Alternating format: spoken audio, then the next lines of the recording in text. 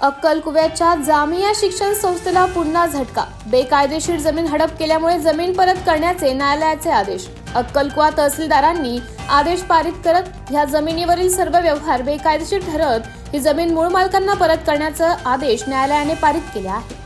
आधी विदेशी नागरिकांचे बेकायदेशीर वास्तव्य, त्यात झालेला गुन्हा, त्यातील ईडीची झालेली कारवाई, विदेशी मदत बाबतीचे परवाना रद्द, आता जमीन बेकायदेशीर हस्तांतरण या सगळ्याच प्रकरणांमुळे सध्या जामिया शिक्षण संस्था चांगलीच अडचणीत आली आहे। यामुळे या जमीन प्रकरणात आदिवासी बांधवांकडून लागलेल्या निकालानंतर या जामिया संस्थेने अशा पद्धतीने आणखी काही जमिनी घेतलेल्याच्या देखील चर्चा आहेत।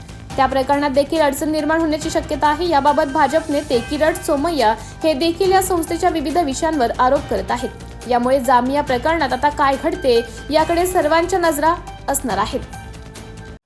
सदरच्या आदिवासीच्या जमिनी आहेत। दोघी गट नंबर मौजे पिपरीपाणी येथील गट नंबर 4 1 4 2 जे आहे या मूळ आदिवासींच्या आहेत। त्या पुन्हा मूळ आदिवासींना मिळाव्यात या संदर्भातली आम्ही तक्रार केलेली होती।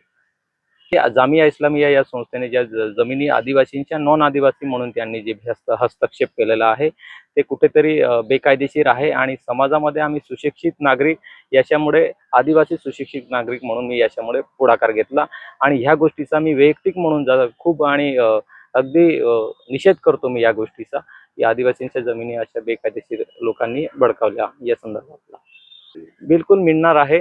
त्या संदर्भातला त्यांनाही सुद्धा अपील करायचा अधिकार आहे, परंतु महाशय तहसीलदार यांनी आदेश केल्याप्रमाणे मूळ आदिवासींना देण्याचा महाशय तहसीलदार यांनी आदेश केलेला आहे। तशी नोंद करून मूळ आदिवासींना मूळ जे वारस आहेत त्यांना सदरच्या मिळकती देण्याचा महाशय तहसीलदार यांनी आदेश केला। तशी कारवाई योग्य त्या स्तरावर झाली पाहिजे असा आदेश पारित केलेला आहे आणि ती कारवाई सुरू आहे।